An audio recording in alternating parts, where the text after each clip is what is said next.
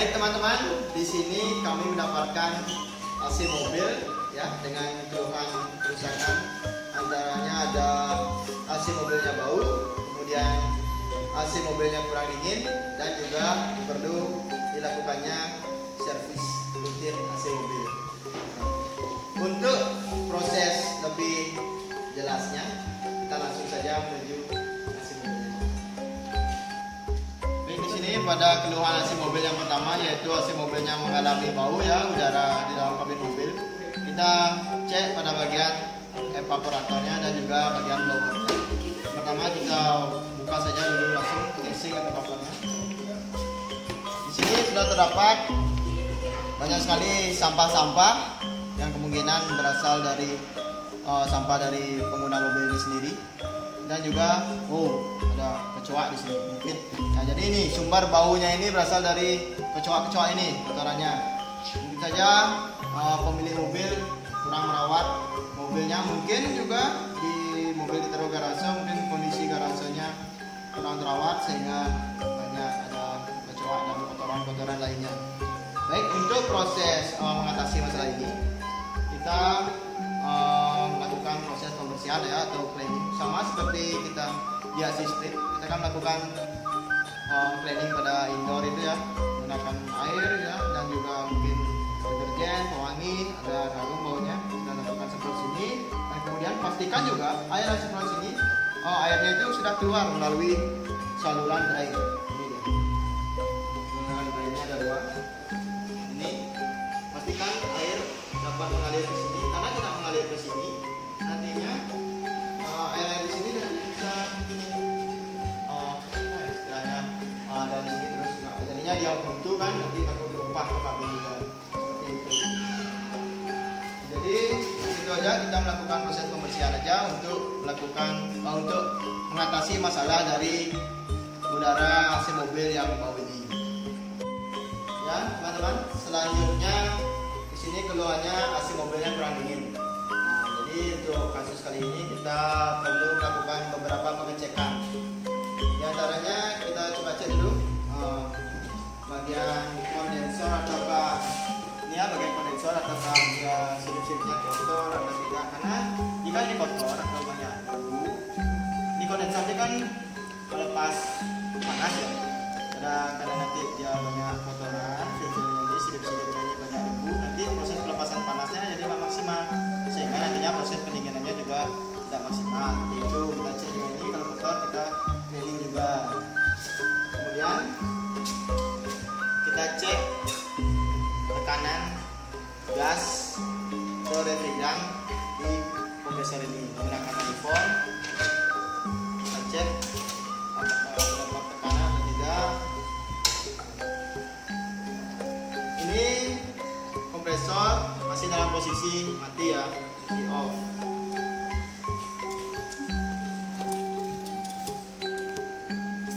Nah, di sini bisa dilihat ternyata pada sistem masih terdapat tekanan refrigeran. Ini masih banyak, ini sekitar 100 PSI ya. Jadi kita bisa ambil kesimpulan aja langsung ya, karena ini refrigerannya sudah terisi, berarti tidak ada bocor. Karena keluhan kurang dingin atau tidak dingin itu bisa berasal dari sistem yang bocor. Tapi saya sudah cek di sini tidak ada kebocoran karena tekanannya masih ada. Mungkin saja karena menurut pemilik tadi mobil ini sudah lawas sekali ya, sudah lama sekali. Kemungkinan saja terjadinya penurunan kualitas refrigeran. Jadi perlu kita lakukan rekondisi atau proses isi ulang ya refrigerannya ini. Pertama, sebelum itu kita lakukan proses pembuangan terlebih dahulu. Untuk refrigerannya kita buang.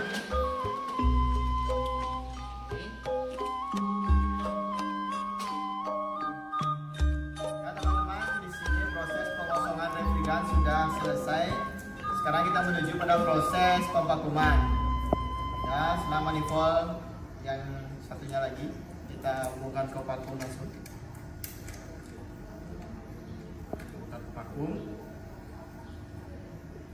Dan selanjutnya hubungkan steker ke stop kontak.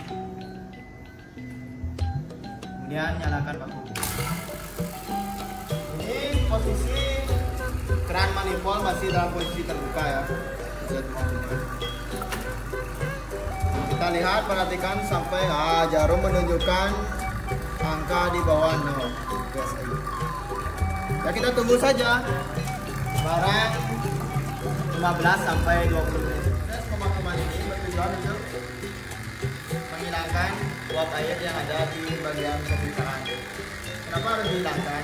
Karena jika uap air terjebak masih di dalam pipa ini, nanti pada saat kita mengisi refrigeran dan kompresor bekerja dan melakukan siklus refrigerasinya, nantinya uap air yang ada di dalam sistem ini akan menjadi beku, dan beku tersebut menyebabkan pemimpaan jadi buntu. Biasanya atau ekspansinya itu ya buntu nanti, sehingga pendinginan tidak optimal. Oke, di sini sudah 15 menit lamanya saya melakukan proses pemakuman. Saya kira sudah cukup. Jadi yang pertama kita lakukan adalah tutup keran manifoldnya. Tutup. Nah, sudah ditutup, kemudian kita matikan vakum. Ini kita bisa lepas karena sudah tidak menggunakan vakum. Akan tetapi kita akan lanjut ke proses pengisian ininya.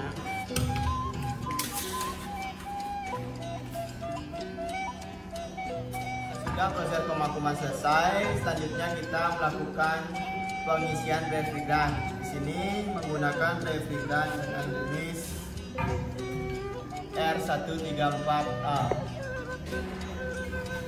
Kita lakukan proses pengisian. Pertama kita hubungkan selang manifold yang tadinya ke vakum itu ke tabung refrigeran.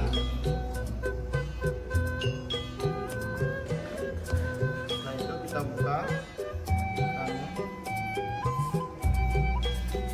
Sebelum kita memasukkan refrigeran ini ke kompresor, alangkah baiknya kita buang sedikit refrigeran, karena kan di sini masih ada udara yang terjebak.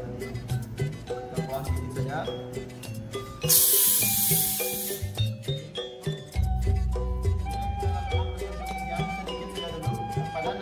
Nanti ini tekanan optimal itu sekitar 25 sampai dengan 40 PSI. Kita tapi cukup isi sedikit saja dulu karena ini kompresor masih dalam posisi tidak menyala.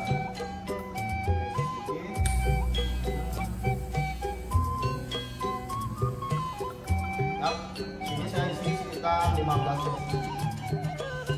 Oke, di sini saya udah isi tadi sekitar 15 PSI. Selanjutnya kita nyalakan kompresornya. Oke, tekanannya langsung turun. Tekanannya masih di bawah 0 PSI.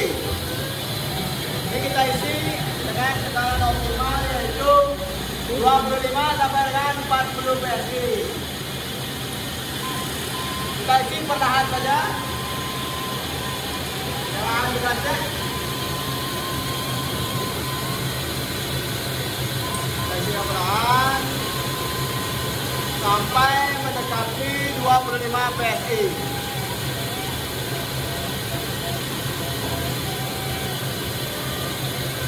Langsung.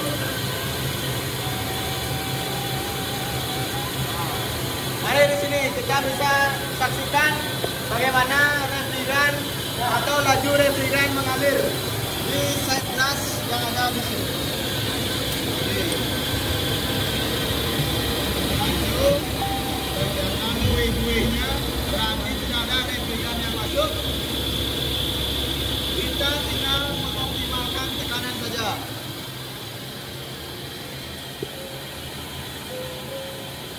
Nah, jadi di sini setelah saya melakukan pengisian sekitar 25 PSI, ini sudah tekanannya optimal.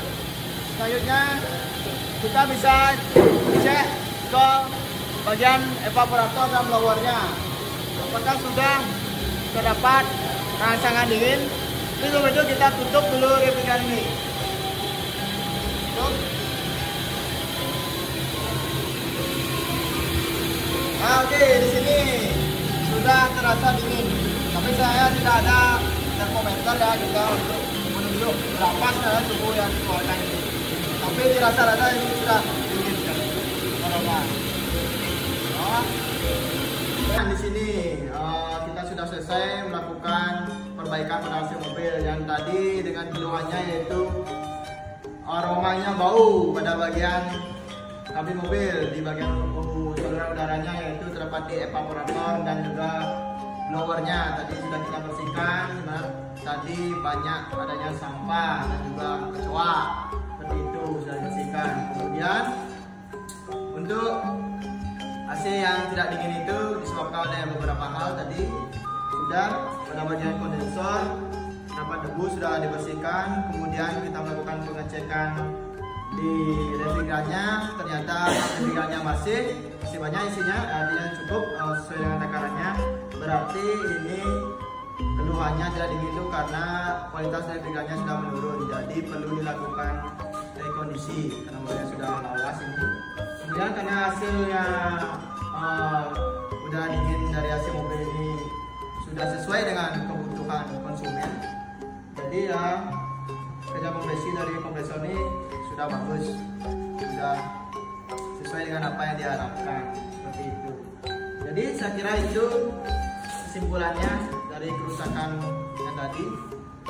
Apabila ada yang ingin ditanyakan bisa langsung ke kolom komentar. Baik, terima kasih sudah menonton konten kami. Jangan lupa like, comment, and subscribe.